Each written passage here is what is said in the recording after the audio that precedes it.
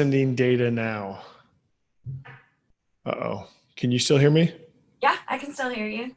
All right, cool. We are online on Facebook and we are online on YouTube. Rock on. Welcome everybody to the Monday stand-up. That's changing names a little bit. You'll find out why soon. But what we like to do on every Monday is get together as a team, as certain team members and the whole team in different meetings to make sure everybody's lined up doing what they're doing. And what we're doing as a team overall is discovering work around life. So that's what On Demand Paul is all about. It's not just about one person. It's about a whole team effort to discover work around life. And what that means is putting life right at the center of everything and then finding ways to generate income around that. And we're exploring that through starting 20 companies this year and also working with a lot of clients. Joined with me on Mondays always is Christy, GSD Christy. How you doing this morning, Christy? I am good. I am really good. So one thing we like to do is the weekend. I'm ready to go. Ready to rock? Yep. Absolutely. Ready for the good word? What is the good word? My good word? Your good word. Is innovate. Innovate. Why is it innovate today? I think that's where my head needs to live for a while. So in terms of innovating process and procedures for our businesses, our 20 businesses, but also innovate in terms of for some of our clients. So I think I've really learned that being at the top of my license or living at the top of my license is more about strategic thinking than it is about anything else. I think that's where my value add really lies. And so I have to be focused on innovations, not just doing. Excellent. So here's my word. It's a big one. It's branchiofootosis. Now, for all of you folks out there who have kids who watch Doc McStuffins, understand this is coming out of the big book of boo-boos, as I somehow managed to step on a branch out in the yard this weekend and lodged a piece of this branch into my foot, like really far. We won't go into graphic details, but I'm limping. And my 7-year-old, what's that? Are you serious? You really did this? This is real deal. I'll shoot you pictures. The piece that we got out was the size of the end of a pinky. We're not really sure even how it got in there. But 7-year-old saw me go down. Charlotte came to the rescue. Like, she is totally a doctor in training.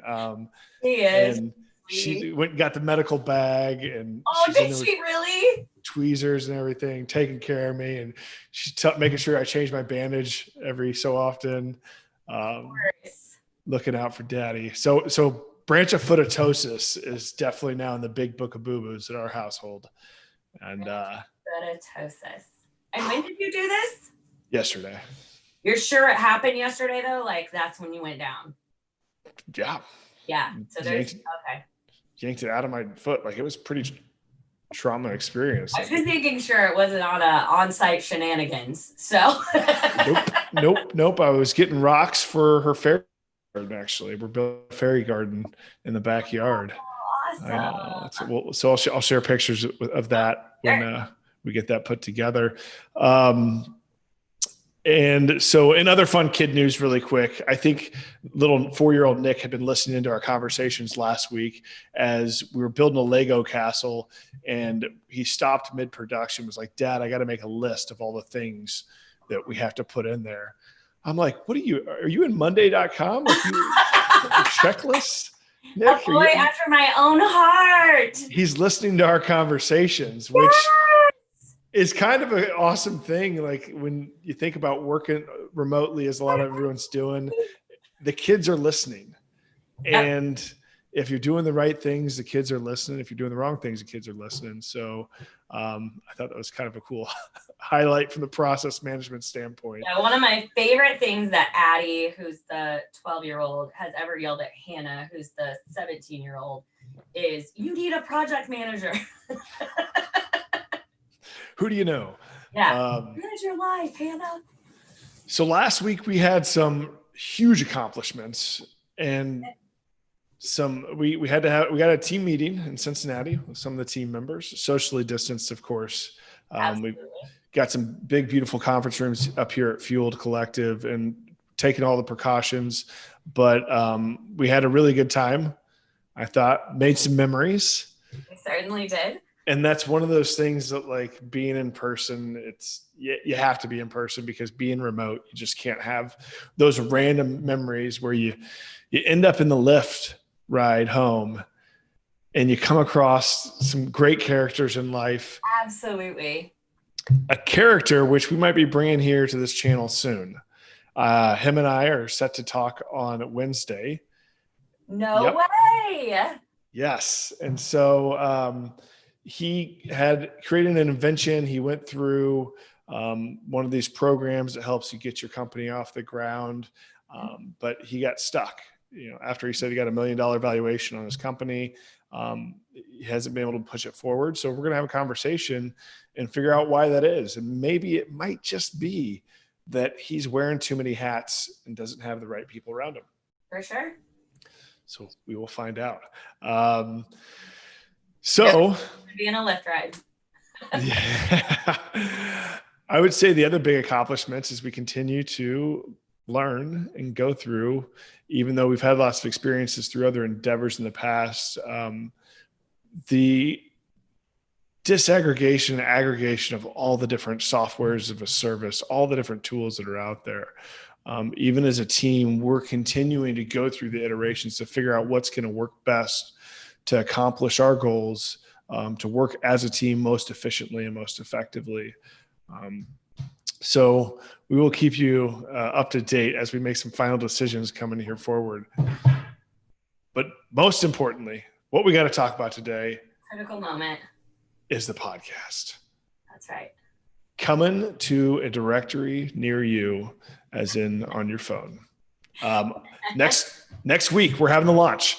And we're going to be sending out more information, getting a landing page up so we can collect emails, addresses, so we can keep you guys in the know on when exactly it's launching next Monday, and then what to do. And I can tell you right now, it's for everybody listening.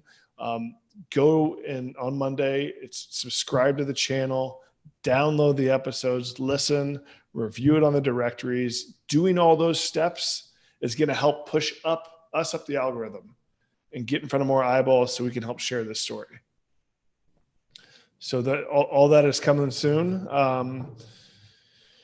Christy, what's the other big thing this week we have going on?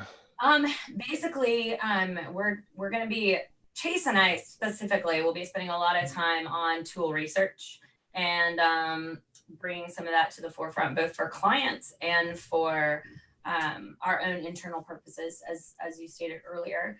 So we're going to be doing a lot of tool analysis. So some time there. And then also on just pushing forward with efficiencies within the team. So, yes, top focus for our creative people is going to be towards the launch itself. But as we get those things stood up and ready to be shared on social media and et cetera, we'll shift that focus into creating templates that will build better efficiencies here within the team. So that's it. And I think on a scale of 1 to 10, where do you think that we are as far as like me throwing up a million crazy ideas and shifting gears 5 times an hour is putting the team?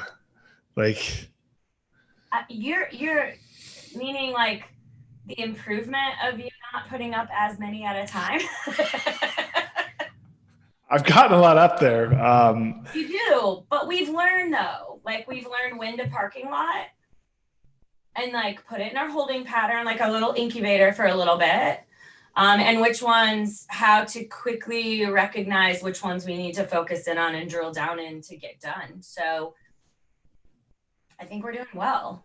I think we're doing well too. I'm amazed. I always feel bad because I have too many blank note cards sitting around next to me, and I start drawing pictures of things, of stick figures, and me out. I get like flushed in my. Like, here's another idea. And then we go on Lyft rides and I meet these individuals. I'm like, let's solve his problem. you got to know when to say no. And you also have to know when to pivot. And that's what we're kind of in the process of doing right now.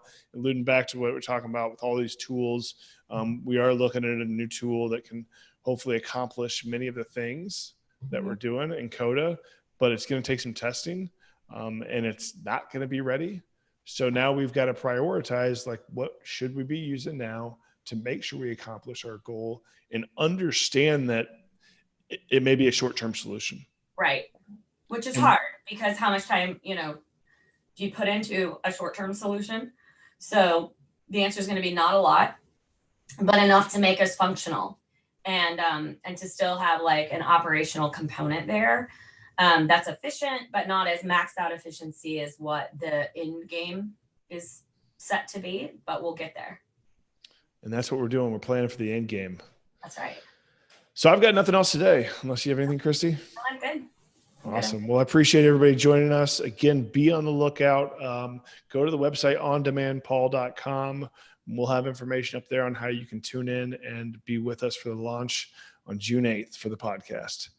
Thank you, and shuffle well.